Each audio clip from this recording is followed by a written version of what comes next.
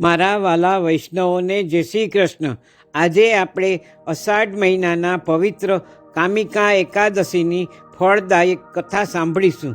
એક સમયે રાજા યુધિષ્ઠિરે ભગવાન શ્રી કૃષ્ણને પૂછ્યું, હે ભગવાન, મને કામિકા એકાદશીનું નામ અને તેનું મહત્ત્વ જણાવો. શ્રી કૃષ્ણએ હસીને કહ્યું, હે રાજન, કામિકા એકાદશી બધા પાપોનો નાશ કરે છે અને બધી ઈચ્છાઓ પૂરી કરે છે. તેની કથા ખૂબ જ પવિત્ર છે અને તેને સાંભળવાથી જ પુણ્ય મળે છે. શ્રી કૃષ્ણએ આગળ કહ્યું કે એક ગામમાં એક ધાર્મિક બ્રાહ્મણ રહેતો હતો. તે ભગવાન શ્રી વિષ્ણુનો મોટો ભક્ત હતો અને રોજ તેમની પૂજા કરતો હતો. એક દિવસ કોઈ કારણસર તેને ક્ષત્રિય સાથે ઝઘડો થયો.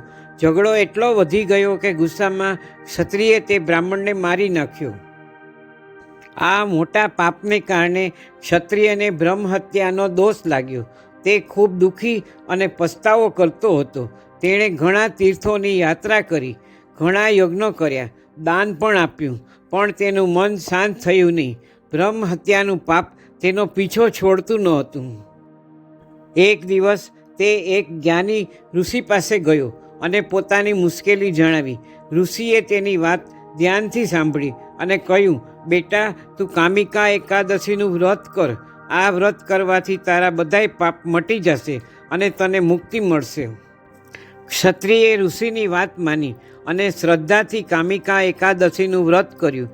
તેણે દસમના દિવસથી જ સાત્વિક ભોજન લીધું. એકાદશીના દિવસે કાંઈ પણ ખાધા વગર ભગવાન વિષ્ણુનું ધ્યાન કર્યું. રાત્રે જાગરણ કરી અને ભગવાન વિષ્ણુના નામનું કીર્તન કર્યું. બીજા દિવસે દ્વાદશીએ તેણે બ્રાહ્મણોને ભોજન કરાવ્યું અને દાન આપ્યું.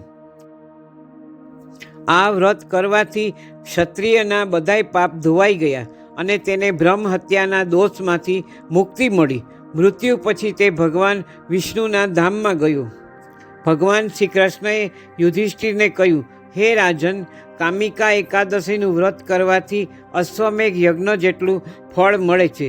જે વ્યક્તિ આ એકાદશીની કથા સાંભળે છે કે વાંચે છે તેને પણ બધાય પાપોમાંથી મુક્તિ મળે છે અને તે વિષ્ણુ લોકને પામે છે. આ એકાદશી ગંગામાં સ્નાન કરવાથી, કાશીની યાત્રા કરવા અને નૈમિષારણ્યમાં તપસ્યા કરવા કરતાં પણ વધુ ફળદાયી છે. કામિકા એકાદશીની રાત્રિનું વિશેષ મહત્ત્વ. ધાર્મિક ગ્રંથો અનુસાર કામિકા એકાદશીની રાત્રે દીપક પ્રગટાવવા અને જાગરણ કરવાનું ખૂબ મહત્ત્વ છે. કહેવાય છે કે ચિત્રગુપ્ત પણ તેના પૂરા ફળનું વર્ણન કરી શકતા નથી.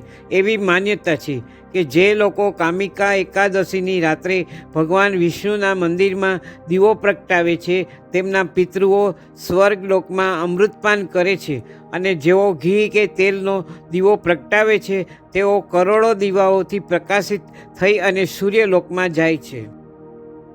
આમ ભગવાન શ્રી કૃષ્ણે કામિકા એકાદશીનું મહત્ત્વ સમજાવ્યું.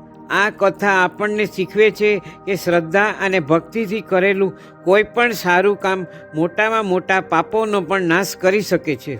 એકાદશીના સર્વે વૈષ્ણવોને જય શ્રી કૃષ્ણ.